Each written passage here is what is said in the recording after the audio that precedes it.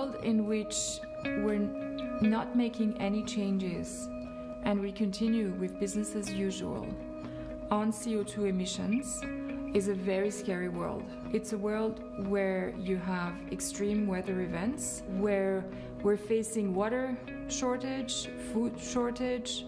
So it's a catastrophic scenario, and we do not want that.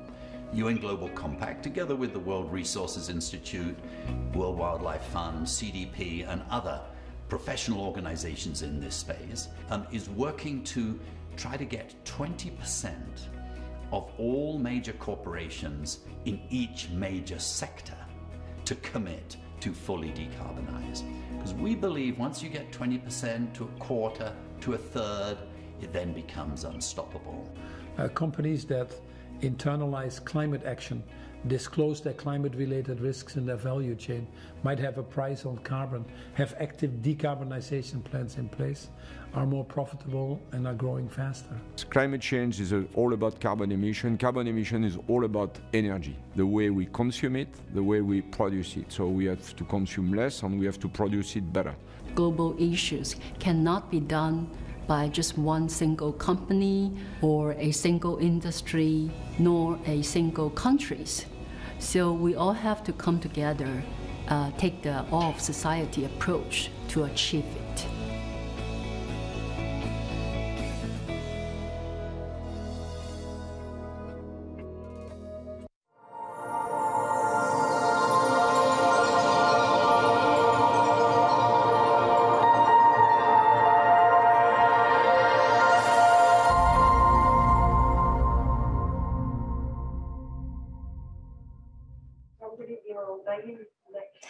Excellencies, ladies and gentlemen, hello and welcome to the UN Global Compact's Business Ambition for Climate Action, live from COP26 here in Glasgow, Scotland. My name is Diane Dane and I'm honored to be your host and MC for today's event. Climate change is undoubtedly the defining issue of our time, and we are at a pivotal moment. The world today is facing unprecedented, interconnected environmental challenges, and if we do not urgently change course, we risk missing our chance to avoid runaway climate change with disastrous consequences for people and all the natural systems that sustain us. However, there is still time to get the world back on track. We have the innovation, we have the tools and expertise to make this happen. What we need now is leadership. We are at a critical juncture where climate change is moving faster than we are every single day. According to the 2021 Emissions Gap Report, we are on track for a catastrophic global temperature rise of around 2.7% degrees Celsius by the end of the century. We must act now. In our program today, we will feature leading chief executives, corporate sustainability experts, and business leaders, together with heads of UN agencies and civil society organizations, to showcase concrete actions for a net zero economy, increase society's resilience, and highlight strategies to unlock climate finance. Throughout this day, you will hear a range of thoughtful plenary sessions, including the 9th annual high-level meeting on caring for climate. It's meeting live from Glasgow. Breakout sessions and thematic deep dives will also be included, and exclusive networking opportunities. So before we get started, let me walk you through our virtual event platform.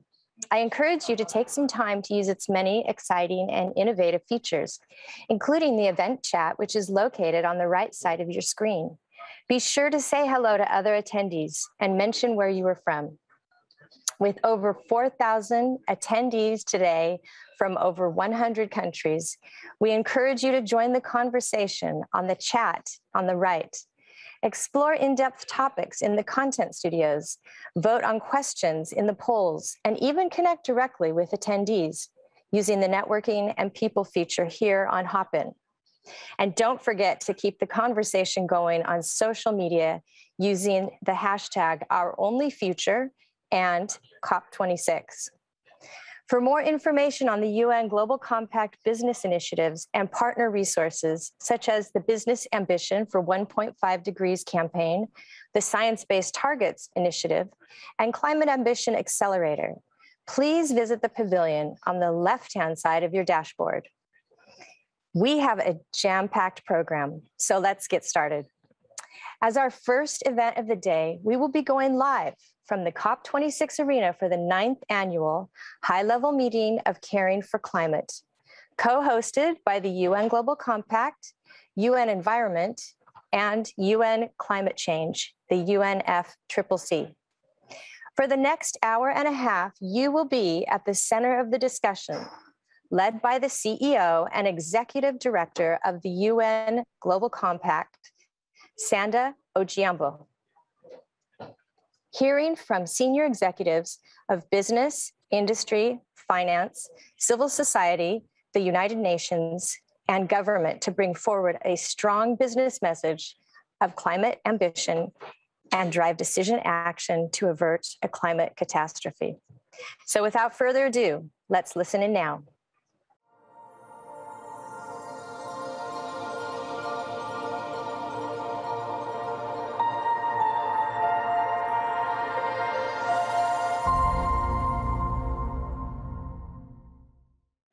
Thank you for coming, everybody. Excellencies, ladies and gentlemen, it's truly a great pleasure to welcome you to this annual high-level meeting of Caring for Climate at COP26. My name is Sanda Ojiambo, and I am the CEO and Executive Director of the United Nations Global Compact, and it's a pleasure to have you here today. True to the UN Global Compact nature as a multi-stakeholder initiative, we are joined by representatives from the UN, business and civil society. A warm welcome also to our participants from across the globe who are joining this meeting virtually as part of our full-day event entitled Business Ambition for Climate Action, live from COP26. Together with the Caring for Climate partners, the UN Environment Programme and UNFCCC, the UN Global Compact is hosting this high-level meeting now for the 9th time.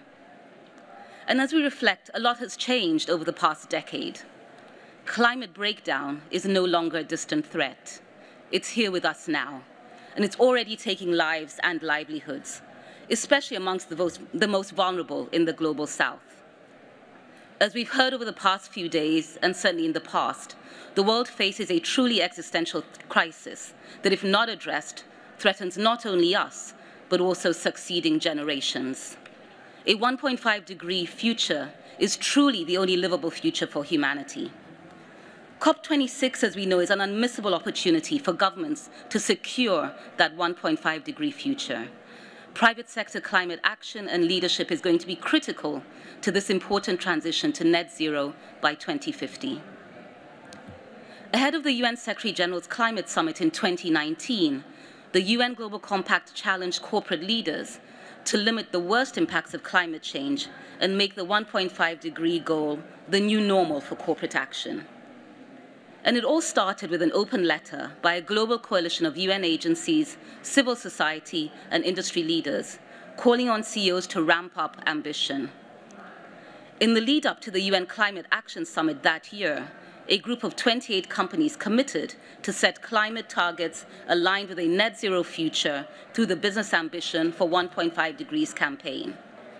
And today, ladies and gentlemen, I'm pleased to announce and launch the status report on Business Ambition for 1.5 Degrees, and to announce that up from the 28, 1,045 companies are now part of that movement. These companies span 53 sectors in 60 countries, and they have more than 32 million employees and represent $23 trillion in market capitalization, which is more than the GDP of the United States. This campaign has helped to galvanize ambitious corporate climate action in line with a 1.5-degree net zero future since its launch in 2019. But now, ladies and gentlemen, we need to see all companies set credible and independently validated emissions reduction targets, report on their progress, and anchor their business models in equity to enable a just transition. Ladies and gentlemen, we have an exciting agenda that presents what ambitious climate action looks like across sectors. At first, I'm honored to welcome the Secretary General of the United Nations to deliver opening remarks over pre-recorded video.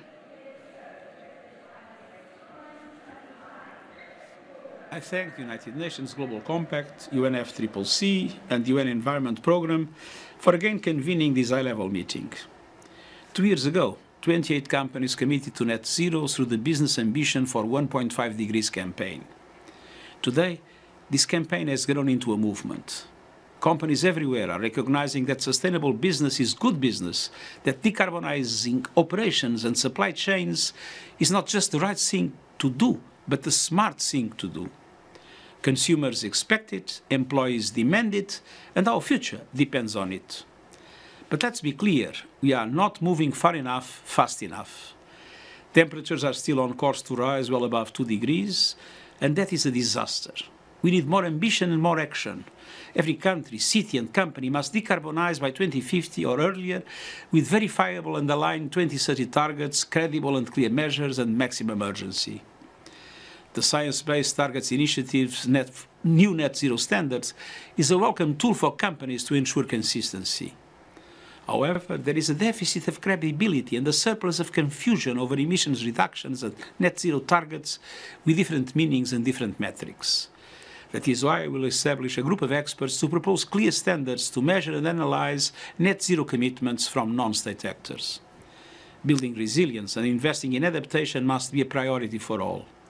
Climate risk must be systematically integrated into all decision-making processes and financial flows.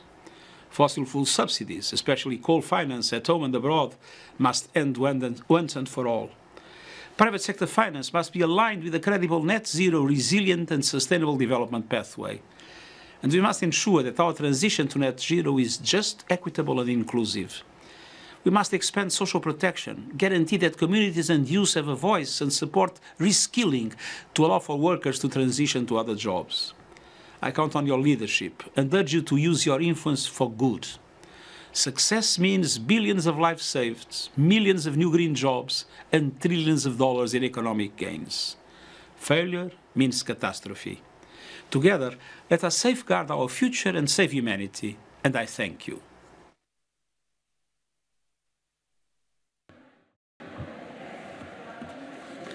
We thank the Secretary General for his vision and his leadership.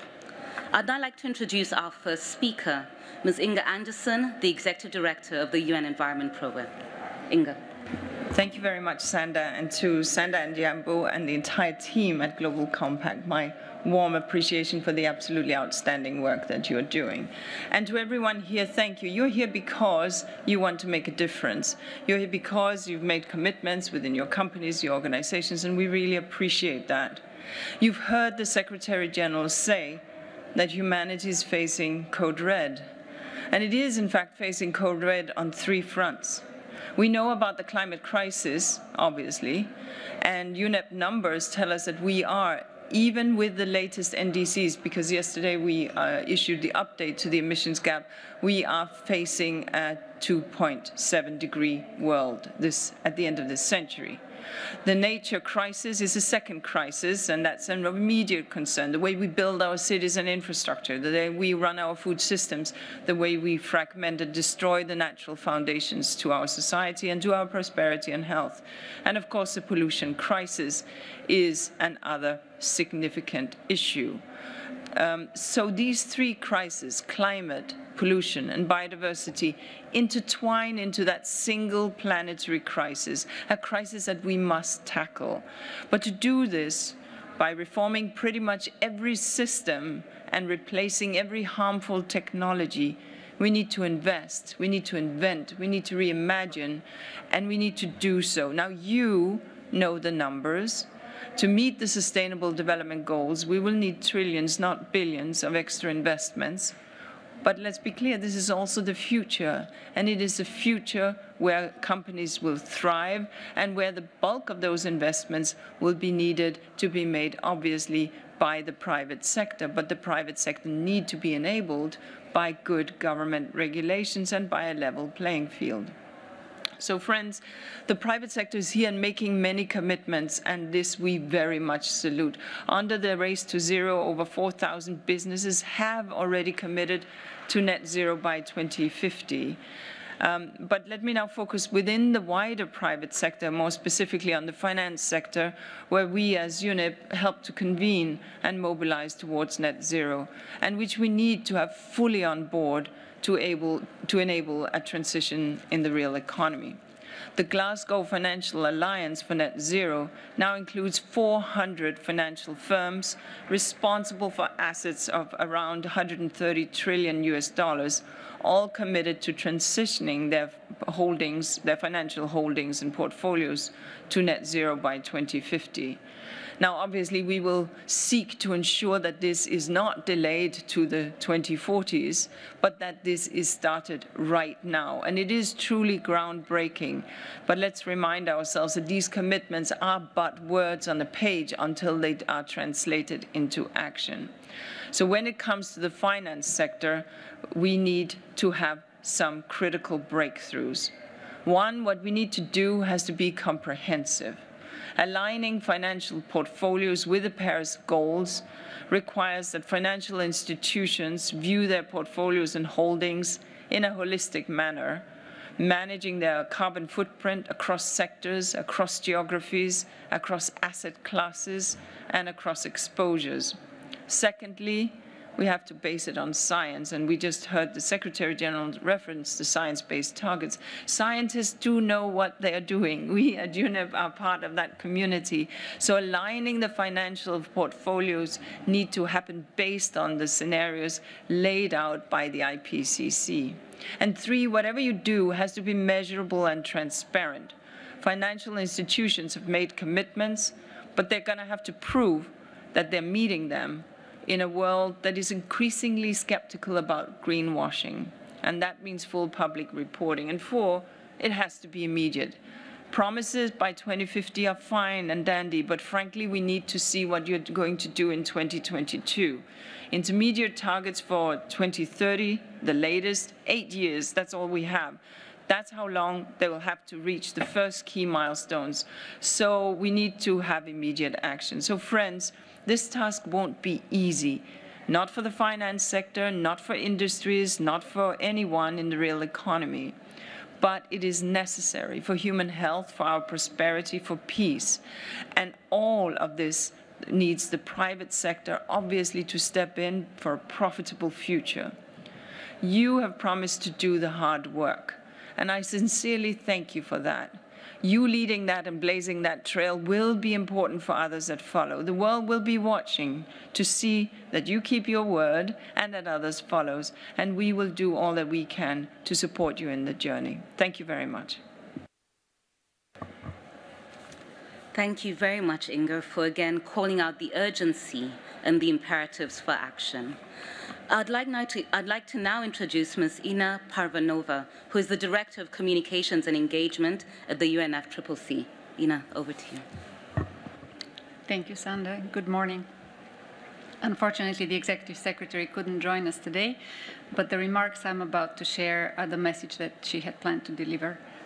It's a pleasure to speak with you at this key event, which brings together the governments and business at this pivotal event, at this pivotal point in history. We meet as parties continue their discussions following an extremely busy first week. We have seen several encouraging announcements and are cautiously optimistic as parties begin the heart of the negotiations. Nevertheless, a significant amount of work remains, and leaders must bridge existing divides and make the bold and courageous decisions necessary to achieve success. I will return to this in a few moments. In Glasgow, we are driven by one number. 1.5 degrees is the number at which we must limit global temperature rise to avoid the worst impacts of climate change. With temperatures already rising, 1.1 rise since pre-industrial times, impacts are already resulting in death and destruction throughout the world. And every fraction of a degree makes these impacts exponentially worse, threatening people, their livelihoods, their economies, and our collective future. Yet, according to the 2021 Emissions Gap Report, this is the path we are currently on towards a catastrophe of 2.17 rise in temperatures by the end of the century. Ladies and gentlemen, we can no longer say we are walking blindly into the unknown. We know exactly what awaits us. The solution is not easy, but it is clear. We need nothing less than an unprecedented transformational shift throughout all sectors, across all nations, and by civil society as a whole to a low-emissions, low-carbon future as rapidly as possible. Both public and private spheres must work together under the Paris Agreement to achieve it. There is no reasonable chance of meeting the 1.5-degree target without this unique, inclusive form of multilateralism. That is why I enthusiastically welcome the Business Ambition for 1.5C campaign driven by We Mean Business and by the UN Global Compact. Setting science-based corporate targets with the near-term targets in line with the climate science is an example of the bold and courageous leadership that we have been calling for here at COP26. It is also a clear signal to other companies that this is not a new trend, it must be our new reality. Business as usual is not good enough anymore, if it ever was. The good news is that business is beginning to get the message. It's clear in this work here. It was also made clear in the financial announcements we saw at the beginning of COP26, including climate commitments from private companies covering $130 trillion of financial assets. We are finally starting to change the climate and finance conversation from billions to the trillions, which is what we absolutely must do. And yet, all of this, as significant and promising as it is still just the beginning. So much more work remains on our journey to create the historical transformation we must achieve. Parties must continue to do their part here in Glasgow to ensure the momentum continues and to establish the signals, the programs and the policies that support these efforts. At COP26, parties must complete the work that will finalize the implementation rules for the Paris Agreement. This means reaching consensus on Article 6, which would provide a framework for global carbon markets and create a new mechanism for offsetting carbon emissions. Setting these rules could help unleash trillions of dollars of investment and provide the signals for businesses to boost their climate ambition even more. Operating under a clear set of guidelines is better than a vast array of mixed policies that currently exist. Negotiations on Article 6 continue to move forward here in Glasgow. Again, we are cautiously optimistic with respect to progress. We urge you to lend your voices to the urgent calls for consensus on this issue. Ladies and gentlemen, we have the Paris Agreement outlining the path forward. We are starting to speak in trillions instead of billions with respect to climate finance. Voices throughout the world are crying for action, and science provides an unassailable argument for action. It's time we rise to this moment in history. But before I leave, I want to point out that ensuring this transition is a just transition for all people is an extremely important part of this work as well. I would therefore like to congratulate the Global Compact's Think Lab on Just Transition that will shape thought leadership on critical issues to prepare for a net zero resilient future and a more equal society. I once again thank you all for your commitments, your efforts, and your partnership as we continue our race to zero emissions, and I hope to build a more sustainable, healthy, and mutually prosperous future. Thank you. Thank you very much, Ina, for delivering those comments. As you are all aware, ladies and gentlemen, that meeting the climate challenge means major shifts in our economies and in our societies. We urgently need a people-centered climate action transformation. A just transition is an integral part of this, and it will benefit sustainable and long-term growth. It will help companies anchor their sustainability practices to a rights-based approach. In 2022, the United Nations Global Compact will launch a series of multi-stakeholder think labs that will innovate and will shape thought leadership on critical sustainability issues. So today, I am pleased to announce that we will partner with the International Labour Organization and the International Trade Union Confederation on a think lab on just transition. And this will help us shape thought leadership for corporate action to support and engage in a just transition across all sectors.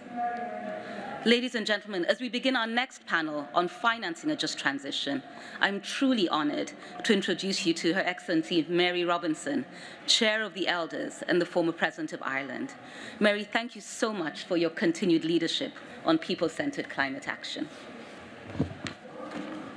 Excellencies, ladies and gentlemen, dear Sanda, thank you for those words. It's a privilege and a pleasure to join you here today. We know we can only tackle the climate crisis with collective action. Leadership by heads of state is essential, but so is concerted, good faith engagement by business, finance, and workers. And that's why I'm pleased to support the UN Global Compact and the Caring for Climate Coalition as you intensify your work on just transition. And I'd like to take this opportunity to pay tribute to the instigators of the UN Global Compact, which has done so much to mobilize this grouping. My late and dearly missed friends, Kofi Annan and John Ruggie. Kofi, with John's advice, set up the Global Compact in 2000 as UN Secretary General because he instinctively understood that at the dawn of a new millennium, the world's most pressing challenges couldn't be solved without the engagement and expertise of the world's most powerful companies. I know that if Kofi were still with us, he would be at the forefront of the calls for climate justice, standing in solidarity with the young activists who have inspired so many across the world, and insistent in his calls for climate policies that leave no one behind. I don't know how many times I heard him repeat those wonderful words: "You are never too young to lead, and you are never too old to learn." As Inga has just emphasized, the science is clear. We need to transition to a net zero economy by 2050 or face planetary catastrophe. We now need the politics to be clear as well. The only way this transition can be achieved is by putting justice at its heart. And I welcome the initiative of the Secretary General in setting up standards of transparency and accountability to basically restore trust in the process. This means the finance must be clear as well. States and industry must mobilize sufficient resources to support workers in the developed world, whose livelihoods and communities have historically depended on fossil fuel industries. We need to forge a just transition out of yesterday's high-carbon industries and a just transition in to the green jobs of the future. And of course, we also need to support those in the developing world who are suffering the most from rising emissions, despite being the least responsible. There is understandable frustration at the failure of rich countries to meet the $100 billion climate finance target set in Copenhagen for developing countries and still not met, and we need to have the whole package of $500 billion over the 5 years. And yes, it's absolutely essential that this target is met as quickly as possible with a step change up for adaptation. But we must go further and think about how the successor goal to the $100 billion will increase support commensurate with countries' needs rather than an arbitrary figure, which $100 billion was at that time. The challenges are daunting, but I have no doubt that with the talent and expertise I see assembled here in this room, we can surmount them. And so to end my remarks, and hopefully to prompt an optimistic, forward-looking panel conversation, I'd like to leave you with the words of another visionary African leader, Nelson Mandela. It always seems impossible until it is done. Thank you. Thank you so much, Mary, for those really insightful remarks and emotive reflections, actually, of what past leadership has envisioned and the direction that we need to go.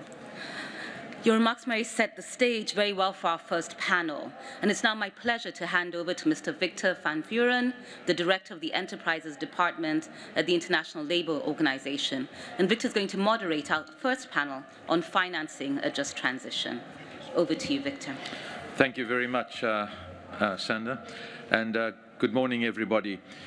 It's always good to hear a quote from Nelson Mandela, and I don't know if you know, I'm a South African, so I'm always proud to hear that, but Glasgow was the first city to give him the freedom of the city. For those who can't see me, sorry, I'm sitting in the middle on this side, on the other side.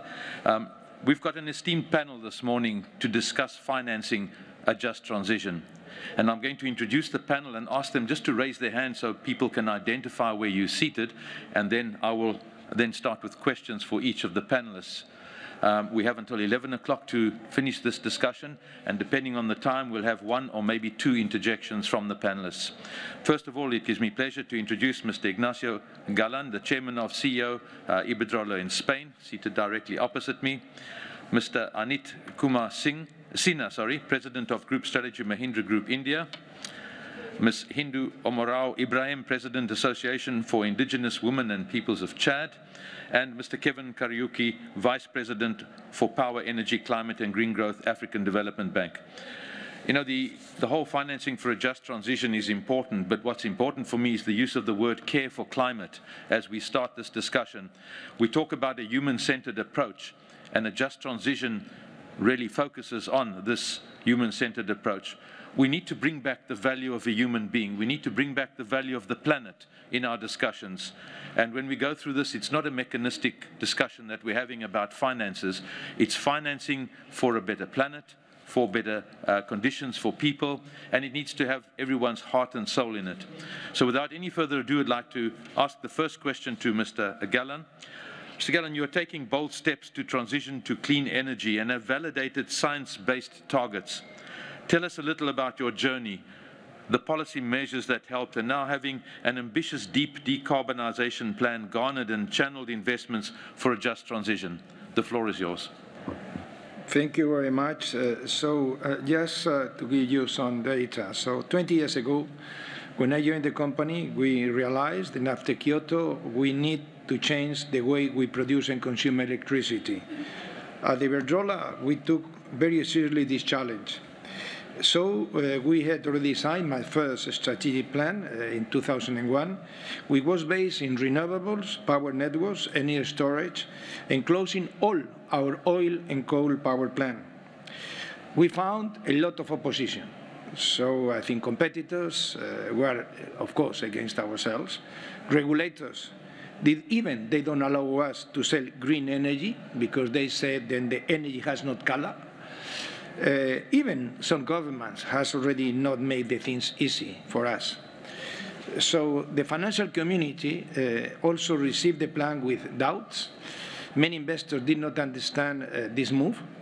Markets were not convinced yet on the business case of renewables energies, and I had to spend a lot of time to discuss and to convince fund managers that was the right direction. We were so convinced that that was the correct way, then we continue, even though. And we are very proud and very pleased to know now that the time is proving that we were right. We have already, during this period, invested $150 billion. We are today one of the 3 largest utilities worldwide. We are supporting over 400,000 jobs globally, with presence in more than 30 countries. Sectors, what I'm especially proud, we have already generated new opportunities in new industries. For instance, transforming companies, sectors like shipyards, which now they are already producing manufacturing offshore wind components for us in countries like Spain, France, Denmark, and soon as well in the United States. Electronic companies, which now produce inverters, smart meters, EV chargers. And I think the result is these 100,000 people, which I was already mentioned. As well, we have already just things so that want to reduce emission and improve their quality air. And at the same time, we're improving competitiveness in the different countries we have present. I think today, our emission is only 50 grams after closing this 17 oil and coal power plant, 50 grams per kilowatt hour, which is 6 times less than our European peers. We are so convinced that that was the right way, that for not only for our shareholders, but as well for our communities we operate. So, but we are not stopping there. So our plan now is to invest $180 billion in these next 10 years to achieve a net zero by 2030. to make already more than 100,000 megawatts of renewables in operation for this time toward the 40,000 at present. So I think 2030 is for us is 20 years ahead what is the European plans. So my message is clear. We encourage others to do the same. So the time, in my opinion, is over. So it's time for action. It's not only time for nice and wonderful pledges. We have to move from pledges to action and to measure the result of this action. Thank you. Thank you very much, Mr. Gallan. I now turn to Mr. Sina. And I have one question for you, please. Mahindra Group operates in over 100 countries, employing 250,000 people, with a portfolio of over 150 companies. What does the just transition mean to your company, and how can a group such as Mahindra support the just transition? Over to you. Thank you. For us, just transition is a big effort. It's taken us many, many years. So let me just highlight a couple of examples. We talk about customers, we talk about employees, but we also need to take along with the suppliers that are a key part of an auto OEM. And as the transition is happening from an ICE vehicle to an EV vehicle, many of those suppliers are going to get wiped out if they don't transition as well. So for us, taking them along, and many of them have been with us for the 75-year journey we have had as a company. Multiple generations, the parents started, and the next generation is supporting us. I think how do we actually take those MSMEs along with us is a big element of just transition for us. And let me just highlight with an example. We wanted to move to more energy efficient motors in our plants, and we wanted our suppliers, many of them MSMEs, to actually assemble them, manufacture them, and supply to us. They just couldn't do it. They didn't have the experience of the new technology, the energy efficient technology. They didn't have the capital, they didn't have the experience, they didn't have the procurement muscle to buy the raw materials for themselves at the cheap price. So we worked with them. We used our own balance sheet to actually get them the right cost of credit. We got them scale advantages through our balance sheet and our procurement, and actually helped them demonstrate through pilot that this technology could actually work. So this example allowed us to demonstrate to MSMEs and especially tier 2, tier 3 suppliers that this transition is with you, not without you. And that has helped us create a lot of confidence in our broader supplier network that we will do this together. Let me just highlight a second example. The second big divide that exists is between developing countries and the developed countries. And it's not about finance that was said earlier. It's also about the technology. There's a huge difference of technology that exists in the developed market, which is not available in the developing market. And if we were to develop some of these technologies indigenously, it will take 10, 15 years for us to get to the same point. And it's not about, hey, we're only looking for the technology transfer in one way. We are also ready to provide technologies, like developing economies have technologies through frugal innovation and applications back to developed countries. And I'll highlight with a concluding example. I'll turn to Mr. Kariuki. You've heard all these different perspectives. As we know, the continent needs decisive collective action on different continents. The African Development Bank is mainstreaming climate change and green growth into all bank investments by 2021, we read. How are you ensuring you are financing a green recovery and a just, inclusive transition? Over to you. Thank you very much, Victor. To start with, this is indeed a very pertinent question, as it delves into the core of the African Development Bank's support for the continent's pursuit for green growth to meet sustainable development goals, as well as the goals of the Paris Agreement. There are several interventions in this regard. Firstly, we endeavor to embed climate change into our corporate strategies and operations. In this regard, last year, you'll be pleased to note that we mainstreamed climate change and green growth into almost 90% of all our operations, meaning that 90% of the operations were based on climate-informed design considerations. Secondly, as part of its seventh general capital increase, the bank committed to allocate at least 40% of its annual investments as climate finance by 2020.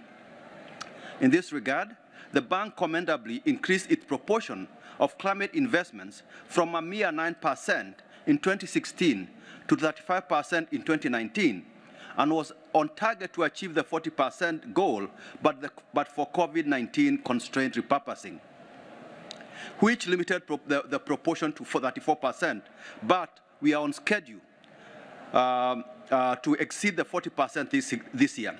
Thirdly, and most importantly, our new climate change and green growth policy and strategy that was only approved 2 weeks ago provides for mandatory mainstreaming of climate change and green growth in all our country strategies and operations. With regard to energy transition, the bank supports our regional member countries in scaling up renewable energy investments, both on-grid and off-grid. And as a result, the bank has increased its proportion of renewable energy investments from just 9% in 2001-2011 to over 80% since 2016, which correlates very well with Africa's 77% increase in renewable energy generation between 2011 and 2019. Further, cognizant that coal has underpinned significant socioeconomic and development benefits in coal-dependent countries, the African Development Bank, whilst amending the energy policy to preclude new coal investments exactly 2 weeks ago, offered to assist concerned countries in developing just energy transition plans. Finally, we are also supporting our member countries in formulation of nationally determined contributions through the Africa NDC Hub, hosted by the bank, as well as cognizant that only 2 countries, that's Benin and South Africa, have developed their long-term strategies. The Africa Development Bank is making concerted efforts in liaison with like-minded partners to ensure that all African countries have formulated and adopted long-term strategies ahead of COP27. I thank you. Thank you very much, Mr. Kariuki. I now turn back to Mr. Gallen to ask a follow-up question. We've had the IEA, who published a global roadmap to net zero report by 2050. This was published in May 21. In light of the findings and the urgent need to phase out coal, what are some of the key lessons for countries and companies who are still heavily dependent on coal? So thank you very much. So I insist, we are in a critical moment. So to get net zero, investment in renewables, network storage is need to multiply by 3 or 4 times in the next 10 years, with more than $4 trillion per annum. That is the data of International Agency. To that is needed already as stability, predictability, and rule of law, because our investments are standing for 40, 60 years. So I think that the rules are changed during the period. I think that it should be impossible to raise the money which is needed. But nevertheless, my message is very clear. Don't be afraid of closing coal. Today, there are better and cleaner energy solutions. Our example is clear. We are a company more profitable, with much clearer future, and the financial market are recognizing this with more capitalization. But I insist on that one. We need coherent and stable regulatory frameworks, fully consistent with ambitions on climatic goals, with respect to rule of law. We have to end with the subsidies to fossil fuels. It's very important to price the carbon emission. I think to apply the principle who pollutes pay. We need already as well to have ambitious policies to support training and reskilling to cover the new requirement. I think when you close the coal power plant, you have to reskill the people for the new needs. And something which I insist on all the time, I think the Chinese sovereign and whatever is not done in the next 10 years should be very difficult to achieve the target. And for that, permitting process is crucial. Some cases, we are taking 6 or 7 years to obtain the permits for building already power plant or transmission line, and it takes 18 months to build those ones. So I think if we are not already changing the way how we are making that one, it should be very difficult to achieve the target. So I think we have no time to waste. So it means we have to move fast. But I think don't be afraid of closing coal. I think our example is clear. We have already done, and not only nothing happened, we are much bigger, much better, much cleaner, and more profitable for shareholders as well. Thank you very much. Mr. Sinha, I turn to you for a second comment, please. We've heard some of your examples, but what are one or two challenges and opportunities that you see to advance a just and inclusive transition seen from your perspective? And what can companies do to manage this transition in a more inclusive and sustainable manner? Let me give it a try. It's not an easy question to answer, but a lot has been talked about some of the challenges from the financial point of view. I think there's a lot of funds committed. There was funds committed for GFC, that GFANZ is also a big commitment, and hopefully some of that will translate into reality. We have a renewable business. When I was a consultant in my prior life, I used to make very pretty slides that said, hey, go and raise green bonds and sustainability bonds. A 50 basis point cost of debt improvement can make your IRR look so attractive. But when I started sitting on the board, I said, that money is not coming, especially to emerging market. If you raise money overseas and put the cost of hedging and put all the other costs in between, it becomes more expensive than what's available locally to me to support many of my green investments. So my biggest challenge so far, as the group head of strategy and group head of sustainability, is how do I balance my sustainability goals where I don't have the financial return that my shareholders are expecting? And the answer lies somewhere in between. We have huge amount of capital that's sitting outside, but it's not making its way to the places where they need. India is a coal-dominated country. We love to transition. Just to Equitable example that you gave, we love to move fast, but to support that, the financial muscle is not locally available. And we are talking about instrument that allows us to make that happen, rupee-denominated loans and non-repatriable in dollar. There are multiple ways to solve that, but the muscle that's required to think about that and make that happen is still far from reality. My second and last point, Victor, is about talent.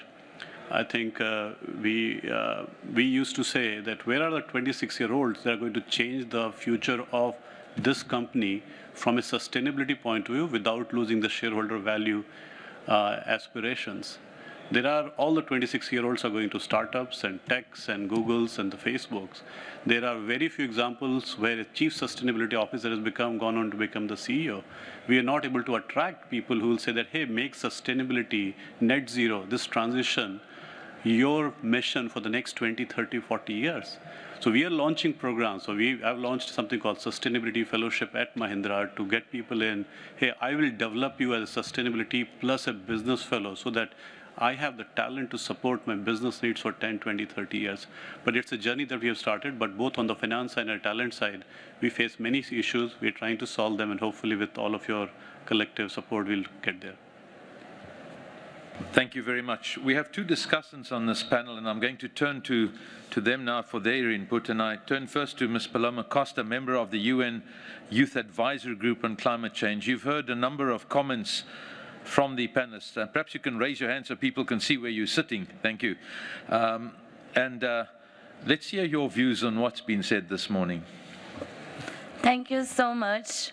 Well, I think we all see and we all understand that the climate emergency is part of a structural crisis. And we are all seeing this on the ground. We saw the reports. And I think we all understand that all sectors and actors need to unite for us to achieve the possibility to keep existing. And the private sector, of course, has an important role in all of this failed structure to push for ambition, but we need to commit. They need to commit. We all need to commit and make what is not sustainable capable to sustain our society. And its commitments cannot be isolated. We need to get in agreement. For achieving climate justice, also, we need nations to commit. And with indigenous people, youth, women, the Black community, and we are ready to lead a path of ambition and caring society with all of you. If you need advices, ideas, projects, changes on the front lines, we are here. We've been leading. And as Ms. Sindhu said, we've been doing that this and all of this without funding, without the support. Today, less than 1% of the funds go to youth-led organizations, goes directly to indigenous people. So imagine how we are doing all of this without getting support, without getting funds. Imagine how we will be sustaining the Amazon rainforest, for example, from where I come from, if we had the support, if we had access directly to it. And still, we are here. We managed to be here. And as Ms. Robinson said, impossible. It is only until it's done. So, science is here. Our conscience is here. The limits of our lands, of our earth, are here in our conscience. So what do we need? We need to reforestate our minds, we need to reground our actions, and we need to re-earth our global society united. Otherwise, we are going to pledge our own extinction. Thank you. Thank you very much. I turn now to our second discussant, Mr. Cristiano Teixeira, the CEO of Clubin. And thank you. Let's hear your comments. Thank you, Victor. Thank you all. It's a very important discussions that we are having here. And as a CEO, I'm here to say that Ms. Hindo Ibrahim, we hear you. We completely agree with you. We completely agree with Paloma Costa. And the commitment, it's urgent now from all of us. And Mr. Gallan, we're learning from what you have done in Iberdrola. And at the beginning, when the financial community, but not all of them, not only the financial community, were suspicious about your actions, your green actions, your sustainable actions, now we can congratulate you that you were right. So we are very happy to participate in that discussions. And we heard and learned from Ms. Sandra Olihando and Mr. Gutierrez that report our progress. We all CEOs, we have to report our progress. This is a smart thing to do. So, ladies and gentlemen, this is a historic moment, and we will be remembered of how we raised our voices and how we addressed our actions to contribute to a habitable planet to the humankind. Thank you so much, Victor. Thank you. We still have 1 or 2 minutes, and I'm going to come back to you, Ms. Ibrahim. You've heard many words of wisdom from the business sector. How can climate justice become more central to our response to climate emergency? Right, thank you. And I wanted to thank my sister here for all what she said. Also, we are all on the line. Yes, I hear from the business, all the commitment that they have. We are very grateful. We are happy that you're really taking this step. How about the others who are not taking those steps? So let's start again by you who are already taking it. The climate justice. The climate justice for us, it means that how our land can be restored back. How all the business do not steal our land again in the name of the big solutions, on the name of the green solutions. I wanted to give you the example because it is happening. I went to Kenya. It was in a national park where they set up a renewable energy, they call it. But they displaced the communities that I saw with my eyes, not somebody taught me. They displaced the communities to put them in another place and to put all the renewable energy around. And it is surrounding the biodiversity that are losing, community that displaced, and it is a solutions. So how we can do the climate justice, it is how we can drive a solution who cannot harm peoples, who cannot harm the nature, who can respect the communities, who can give chance to everyone and each of us to do not be left behind on the health, on the educations, on the food, on all the economic and social way. And we have to do that because Paris Agreement taught us by 2050, it has to be net zero everywhere. But net zero is not in all the prices that we have to do it. We have to do net zero who can be in the small scale, respected the communities and including the communities. And that's where we wanted to have the FP, the free, prior, and informed consent of the communities. And consent is not mean information. It means if the consent for yes or the consent for no. So if the business can make a plan where they can include the free, prior, and informed consent, they include the gender equality, they include the community sitting together and discussing together. I think when you invest in people's, you can invest in living in harmony with the nature. And we all wanted to live in harmony back with nature in the economic way, in the social way. Thank you.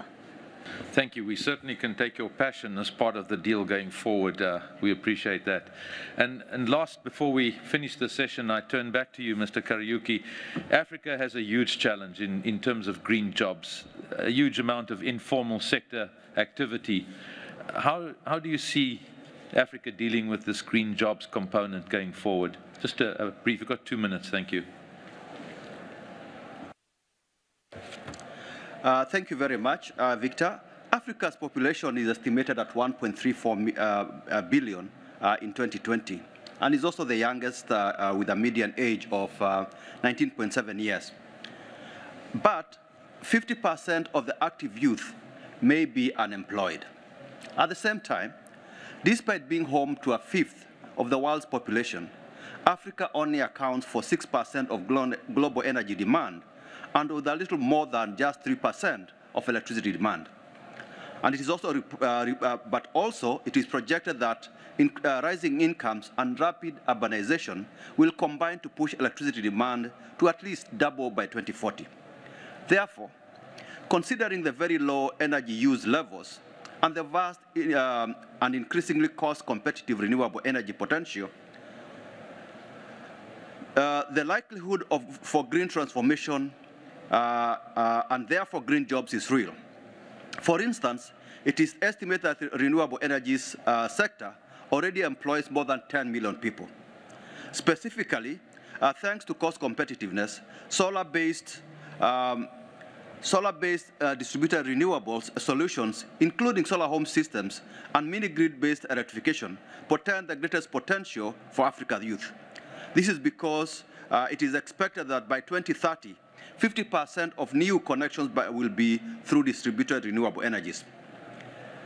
To illustrate this, I would just like to cite two bank-related projects, one in Eastern DRC, which will use renewable-based mini-grids to power 3 cities with a combined population of more than 500,000 people, and another which aims to support approximately 30 businesses, increasing access to clean energy to 3.5 million people and maintaining 3,000 jobs in the sector.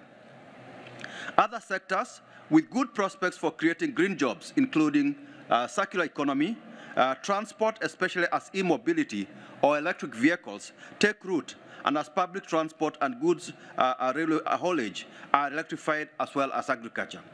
This is why several African countries such as Nigeria, Egypt, Kenya, Mauritius, Senegal, and South Africa have recently initiated green jobs programs to give prominence to the green jobs. Finally, the bank has partnered with the Global Center on Adaptation to develop Africa Adaptation Acceleration Program to scale up adaptation in Africa. One specific pillar of the program is job creation and youth entrepreneurship. Specifically, AAAP, as we call it, targets green jobs for adaptation and resilience across the different sectors. I thank you. Thank you very much, and I think our speakers and discussants deserve a round of applause. Thank you very much. And you know, when I came to this this conference, I've got a big family. I've got 4 sons and a young 12-year-old adopted daughter, and my 4 sons engaged with me intellectually about some of the things that were going to be discussed here. They were all in one area of business. And my 12-year-old daughter just said, "Papa, go and tell those leaders they're not doing it right because it just ain't working." And it's that 12-year-old, I think, that we need to take the advice from as we go forward. It's just not enough to get to 1.5, and we need to take some bold steps. And what I'm seeing in this conference is a lot of bold leadership, and it takes the implementation of those decisions now to make it work. I thank you for listening to me and the discussants for this session. Sander, back to you. Thank you so much, Victor, for moderating such an insightful discussion. You know, we heard about the benefits and the leadership from Iberdrola. We heard about the opportunities for investment and for green jobs from the AFDB. We also heard from Amit in Mahindra about the challenges of intergenerational leadership and sustainability leadership. And from Hindu, I think we heard the call to conscience.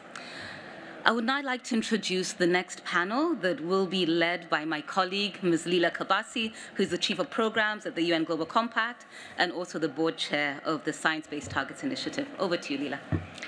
Thank you, Sanda, and good morning, everybody. I'm pleased to take us to the next panel called Towards an Equitable Net Zero Future.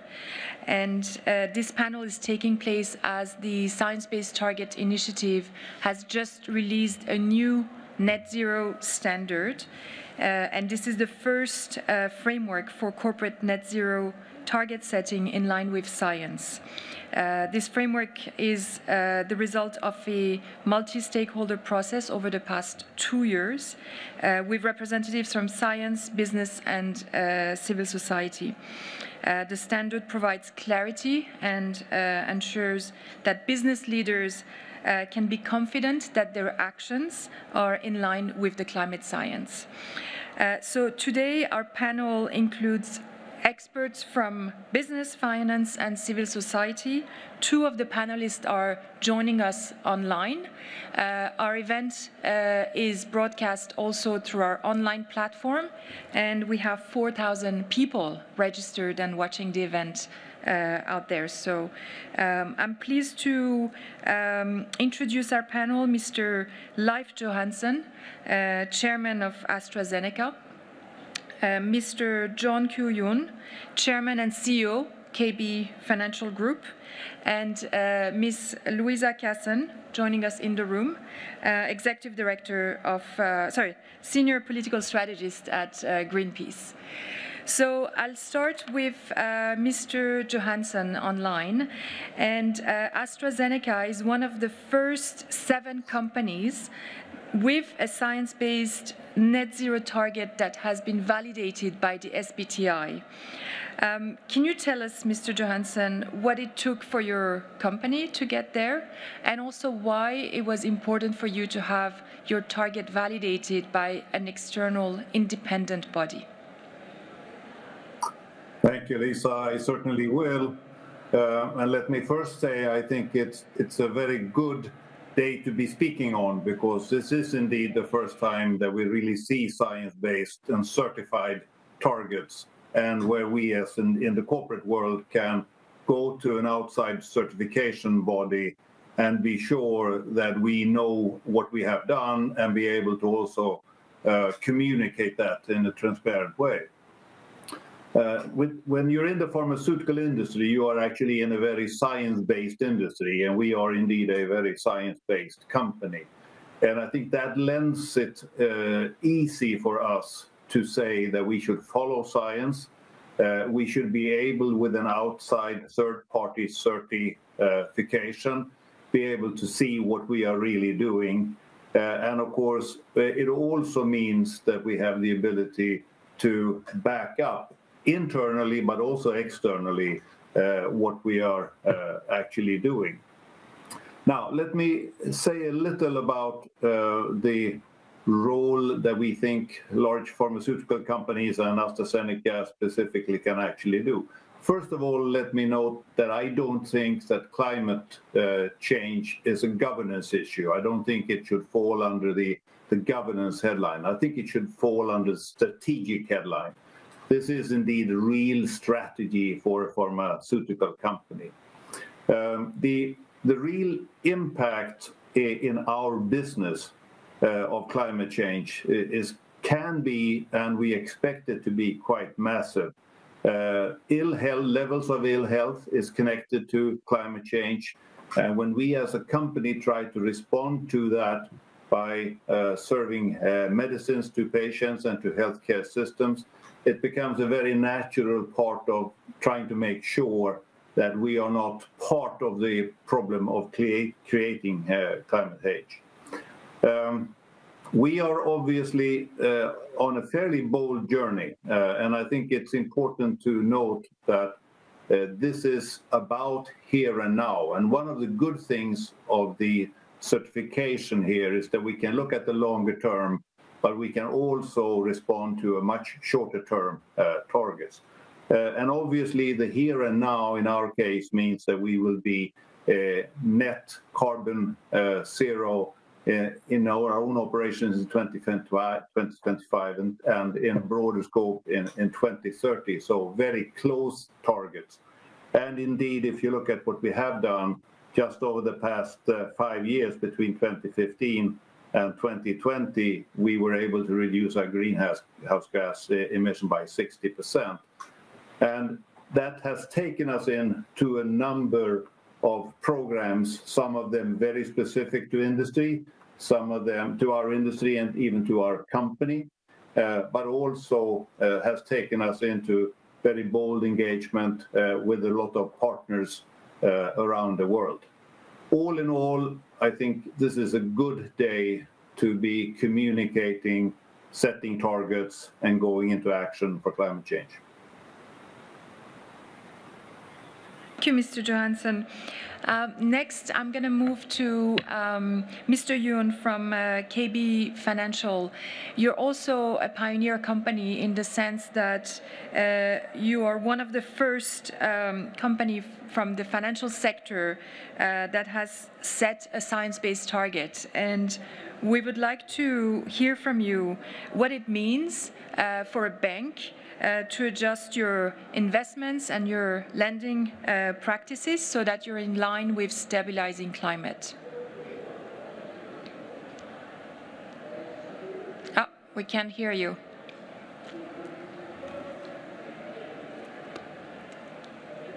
It doesn't look like the sound is working. Okay. Oh yeah, here. Can you hear me? Yes. Okay. Thank you. Thank you for having me at this momentous meeting. We, KB Financial Group, measured carbon emissions based on Partnership for Carbon Accounting Financial Standard and set reduction target for following science-based target initiative and got seal of the approval for the first time among the financial institutions last month, October 14th. Taking this opportunity, I'd like to express my thanks to Ms. Kabarsi and SBTI team who supported us during the process. One of the reasons why financial sector is recognized as a crucial player in tackling climate issues, even though the sector's direct greenhouse gas emissions are not so attributable to the global warming, is because of fundamental function. Financial institutions can facilitate to reach net zero society by steering capital flow. More money can invest in green financing and less money will be put into high carbon industry and companies. In the financial sector science-based target guidelines, SBTI suggests financial institutions to encourage more clients to set science-based targets when setting Scope 3 targets. I think that's the point where we play our role. It means in case of the financial institutions, there may be no great problem to achieve the goal or target of Scope 1 and 2. How to achieve Scope 3 is the critical point in the cooperation and engagement with the clients. In fact, for financial institutions, the easy shortcut to achieve target is excluding high carbon emission sectors. But being negative cannot lead to net zero on society level. Instead, KB is trying to focus on positive side of it. will help companies transforming their business model into eco-friendly way and give financial incentives to companies that made great progress in carbon reduction. Also, investment in sectors like renewable energy will be scaled up. We are also transforming our traditional risk management into environmental, social risk management system. Thank you. Mr. Yoon. Next, I'm going to turn to Louisa here in the room from Greenpeace, and there's an echo now. Okay.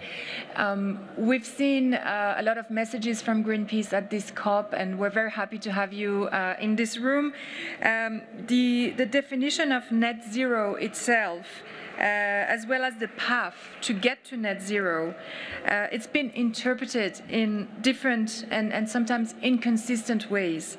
And it's created a very loose collection of different types of targets. In some cases, it's generated some criticism against the concept itself. So we're very eager to hear from you what your thoughts are about all of this. And greenwashing has no space in our path to 1.5. And so we want to see what the risks are, according to you, with certain types of announcements, and also what companies have to do to gain trust. Thanks, Leela.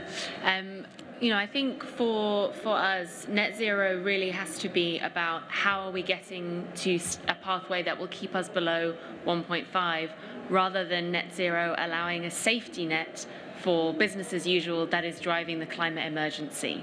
That for us would not solve the problem. And we know that every decision that businesses are making now has to be about getting us aligned with 1.5. Yesterday, Climate Action Tracker released that warning, that reality check, just showing how far we are away, that currently we are on track for a devastating rise of 2.4 degrees based on the policies and the plans that are currently in place, rather than just those pledges. And so while pledges play a role in building momentum and showing that engagement with this challenge, it's not really an opt-in or an opt-out at the moment, whether you are on board with accepting there is a climate emergency. And I think that real focus on delivery and integrity and moving faster and really focusing, having that laser sharp focus on emissions reductions is what companies and businesses will continue to be judged on. We're seeing commentary coming out from former climate diplomats like Lawrence Tubiana saying greenwashing is the new climate denial.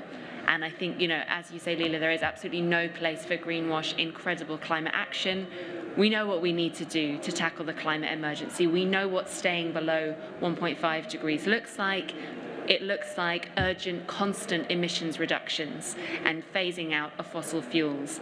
The thing that is stopping that is greenwash and is scams like offsetting, which simply don't work. So while we have seen this plethora, this bonanza even of net zero pledges, particularly from companies across all sectors, the dark underbelly of that is that offsetting is being supercharged. And I think this is where we really need that additional scrutiny, that transparency, those incredibly high standards. And I think the advice from the Science Based Targets Initiative that net zero mainly means decarbonisation. The words from the UN Secretary General earlier, that this is about getting to decarbonisation by 2050, and that needs to be the focus. Any kind of loopholes or vague language in your net zero delivery that undermines emissions reductions, that delays or distracts those investments in urgent transformations is a get out, that is a way out, and it is being used and abused by polluting sectors that do not want to embrace this transition because they prefer to protect their short-term profits. That's unacceptable for all of us, and we've already heard from panelists representing constituencies who are very much feeling the climate emergency as an existential threat right now, and that needs to be the guiding force and the guide for all of those decisions that you're making as businesses. This means that, as we've heard earlier from Hindu, the clock is ticking to 2030, and given we know we need to halve global emissions by 2030, the decisions need to be kicking in right now. This is, making sure that every focus is on cutting emissions. Focusing on real zero is what it is to be a business leader on climate. And we'd encourage all of you to make sure that you're not on the wrong side in any of this, that you are fully committed to that implementation, that, the focus does not stop after a pledge has been made and getting some headlines, because actually, that scrutiny, that transparency over the delivery will be the main story that defines what the outcome is for us in 10, 20, 30 years' time, and the kind of world that we're living in at the end of this century. I think one other thing I would say is, it's making sure that we are not providing any legitimacy to ways out of tackling emissions reductions, or giving a false sense of comfort that in some way the job is done, because as I say, the job is getting those emissions reductions in there, getting them fast, getting them urgently over the next 9 years and beyond. We're already seeing from a number of companies that are in what may be traditionally seen as hard to abate sectors, that many of them are choosing to go above and beyond. They're using that innovation, they're using that creativity, they're investing in transformations and not choosing that easy opt-out that is getting increasing pushback from young people, from indigenous peoples, from environmental campaigners, that offsetting should not be used ever for any emission that can be reduced at source and across all scopes. We know that we can't rely on greenwash or scams like offsetting to guarantee the future, a safe and livable future and a just future for this planet. One final comment is, I think it's incredibly important that the kind of language that companies are using is very, very clear. We are already seeing there's a great deal of skepticism and mistrust from customers, from investors, from journalists, from campaigners, when terms like carbon neutrality or unabated emissions that aren't properly defined are bandied about. And again, any language that is blurring progress on decarbonisation, or that is exacerbating the historic and well-documented problems with offsetting in terms of undermining land rights, of causing problems associated with human rights, of actually not protecting biodiversity but having perverse incentives to really incentivize those monoculture plantations rather than the richness of biodiversity and the many life support systems it provides for us. All of those need to be avoided, because making sure that announcements that companies make can be properly scrutinized. And again, anything that is avoiding that scrutiny or blurring that line is at risk of being dangerous and slowing down or undermining that crucial amount of progress we need to stay below 1.5 degrees. It prevents consumers and investors from making the right and well-informed choices about where to put their money, but it also prevents governments and regulators from identifying where they need to step in, and for other businesses in the peer group as well, of seeing where are those experiments paying off, where are those innovations that can set a trend, so that we can keep that laser-sharp focus on reducing emissions and keeping below 1.5 degrees. Thank you, Luisa. Very clear message. And as a reminder, the new net zero standard by the SBTi requires halving emissions by 2030, so in the next 5 to 10 years, and reducing emissions by 90 to 95% by 2050 or before, and offsetting does not count for the purposes of decarbonization. I'm going to turn next to Mr. Yoon again from KB Financial. You are part of the Net-Zero Banking Alliance. Can you tell us more about the work of the Alliance and how you collaborate with different stakeholders to achieve your goals? Yeah. Can you hear me? Yes. Okay. KB's playing a leading role in climate-related initiatives to come up with global trends. Our meaningful step was to join, as you mentioned, Net-Zero Banking Alliance as a founding member in April this year. We also elected as a steering group member to represent Asia Pacific region. Net-Zero Banking Alliance is an alliance of 92 global banks, which represent more than 40% of global bank assets. And the number is increasingly growing. Its main goal is to reach carbon neutrality in Scope 3 financed emission by 2050. To achieve net zero, not only on the banking level, but also on a society level, Net-Zero Banking Alliance is seeking strong relationship with various partners which have common interests. The Alliance is committed to offer credible and consistent framework and guideline to fulfill carbon neutrality strategy of banks in collaboration with member banks, partners, and supporting institutions. These efforts, we believe, are banking industry's crucial role to play in achieving net zero in the real economy as well. As a steering group member of Alliance, we will contribute to establishing detailed standards of net zero for financials, encourage Asian banks to join and actively express our opinions to represent Asia Pacific region in setting climate-related agenda. Thank you. Thank you, Mr. Yoon. One more question for you, Mr. Johansson, from AstraZeneca, as we're wrapping up our panel here. As you're, on your path to achieve this very ambitious target that's been set up, very curious to know if you see shifts in the ways that corporates are working with non-business partners. What are the trends that you're seeing in that regard?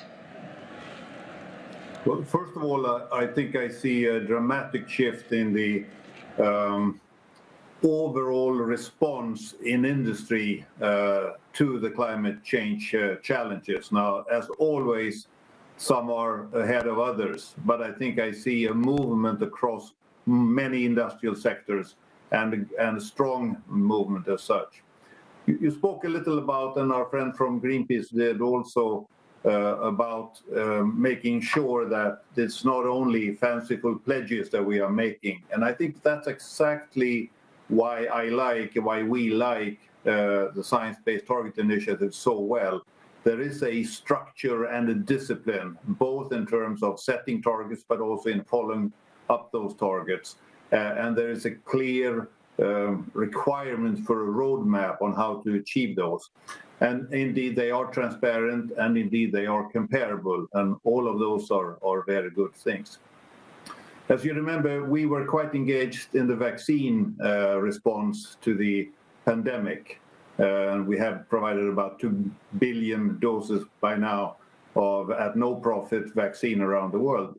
A couple of lessons from that, I think, and that is that for us to be able as a company, as an industry, to contribute, we have to work with outside partners in a much, much more seamless way than used to be the situation. In this case, as a healthcare system provider, healthcare is about 4% of the world's greenhouse emission altogether.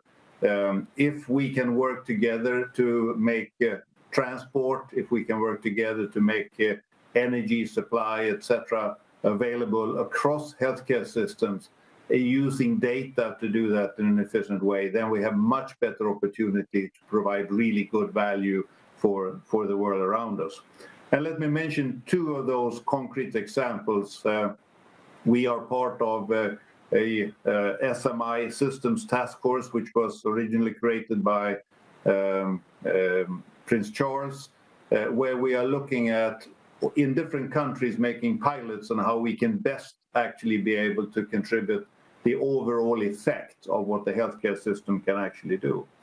And secondly, we have started with being able to source energy in an efficient way off of a, hopefully over time, smarter grid. And when we can do that in a program we call Energize, then we will be able to find sources of renewable energy that would meet the requirements that we have just signed in this statement with science-based target initiatives. So I think all in all, there's a great shift in industry and among companies. And the best way is to really make that in a structured and disciplined way, as we are saying now, and then measure effect over the next year or 2 or 3, rather than making pledges for a decade out. Thank you, Mr. Johansson, and I would like to thank all of our speakers for your very clear messages and your perspectives. I would like to also invite all the companies, those that are watching also virtually today, to look into the science-based target net zero standard and invite you to adopt it. We're already oversubscribed, but we will increase our capacity for review. The next challenge ahead of us is to move from credible pledges to action and accountability, and we're going to look forward to working with you on that. So thank you for the panel. I'm closing it now and send that over to you. Thank you. Thank you, Leila, and thank you to the discussants in this panel. I just want to acknowledge the work that has been done by AstraZeneca and by KB Group, and certainly Greenpeace. Thank you for your continued challenge and imperative on being transparent and honest to this debate around target setting. As we move to close, I would just like to reflect on the discussions that we've had. Inga Anderson of the UN Environment Programme has continued to highlight the need for concerted private sector action and for government to provide strong and enabling policy frameworks. We heard from Mary Robinson about the need to make sure that the impossible can truly be made possible, reflecting actually on the setting up of the UN Global Compact and Kofi Annan and on John Ruggie's vision there around transition and equity.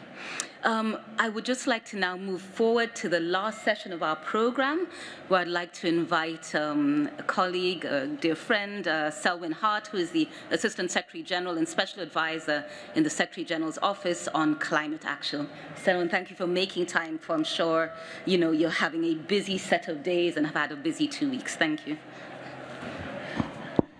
Thank you so much, Sandra, and all of our colleagues from the Global Compact. Sandra, I just want to thank you for your outstanding leadership. This is your first COP in this role, and you've definitely hit the ground running.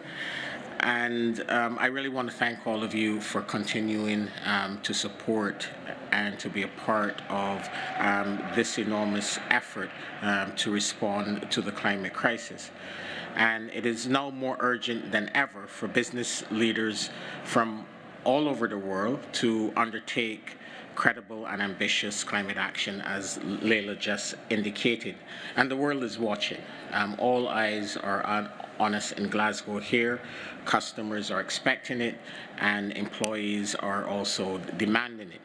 And since the Paris Agreement, we've seen really a flurry of initiatives and net zero targets from countries as well as from many non-state actors.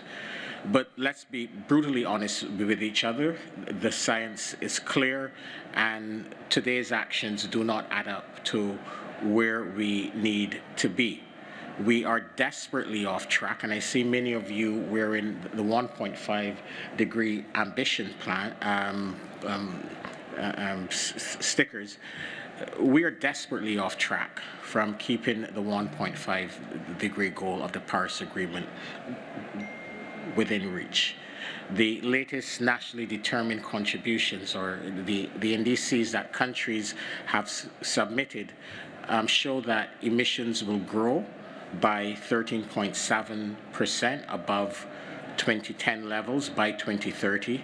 And this is far off track from the 45% reductions that are needed to be consistent with net zero by 2050 or keeping 1.5 within reach.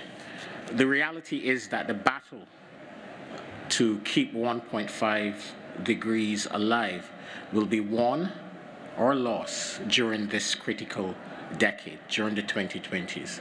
So we need ambitious and credible actions now. So every sector from power, steel, cement, shipping, aviation, land transport, land use and forestry must have an action plan for net zero by 2050 with robust intermediate and near-term goals. We have seen ambitious commitments and credible implementation plans, for example, from the Net Zero Asset Owners Alliance, which we consider the gold standard for private finance for climate action. And the Science-Based Targets Initiative and its net zero standards are a welcome tool for companies to align their near-term and long-term decarbonization plans with the climate science. It is important for us to hold each other accountable and publicly track all commitments.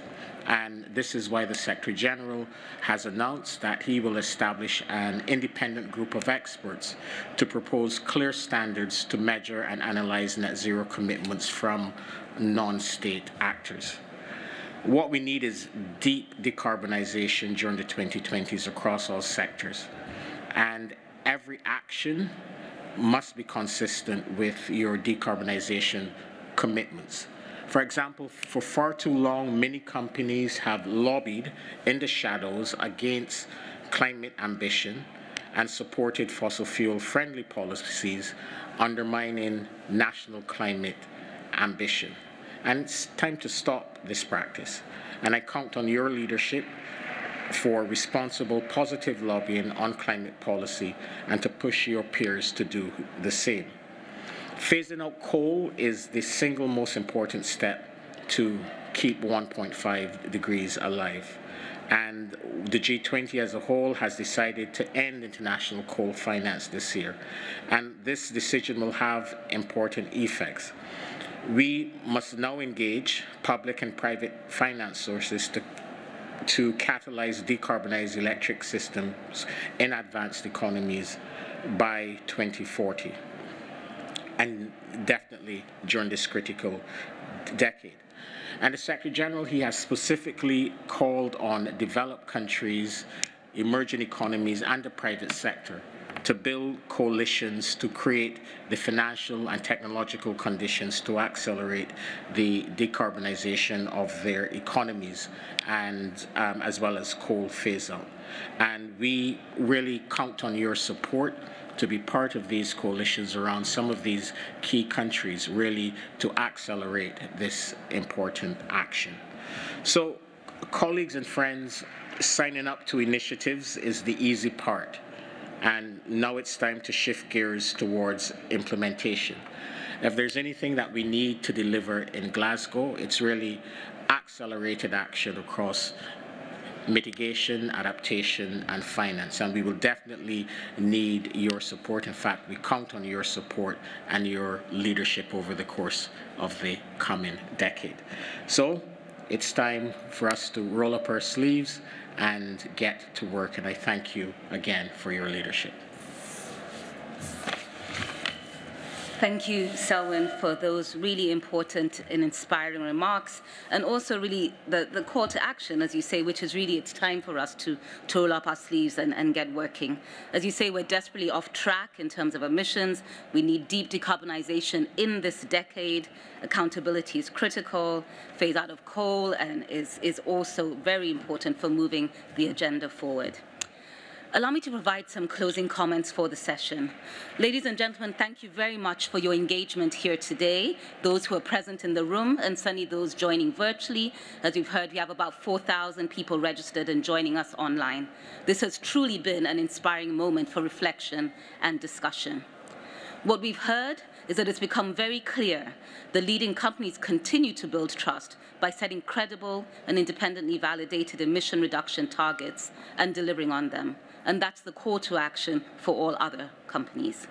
Halving emissions in the next 8 years and getting to net zero by 2050 will help build resilience in countries across the globe for a just transition to a net zero resilient future.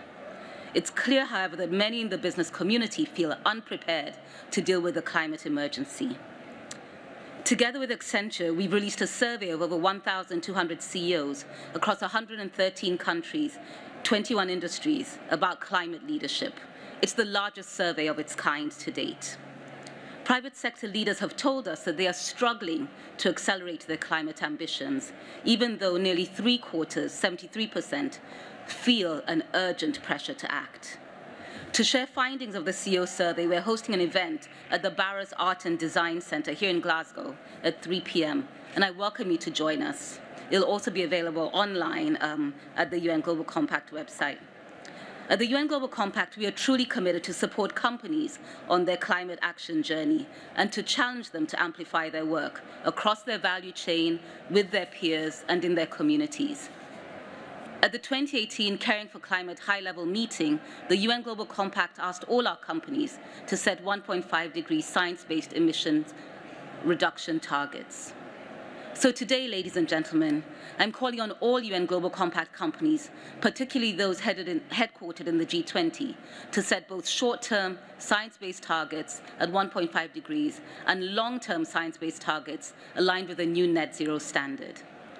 I'm calling on you to deliver and move fast from making a commitment to ensuring that your target is verified by the Science Based Targets Initiative. We need to see more targets disclosed, as we need transparency on processes, and we urgently need business leadership to halve emissions by 2030. We at the Global Compact stand for robust and credible action, and we will point out misleading claims that risk undermining the trust and the action that we so urgently need to build and tackle this crisis together. Please join us on this journey and be the stewards of a more equitable and sustainable growth. I thank you all for your attention at this. I thank you all for your attendance at this meeting, and for those of you joining virtually, thank you for being with us. I now bring the session to a close. Thank you.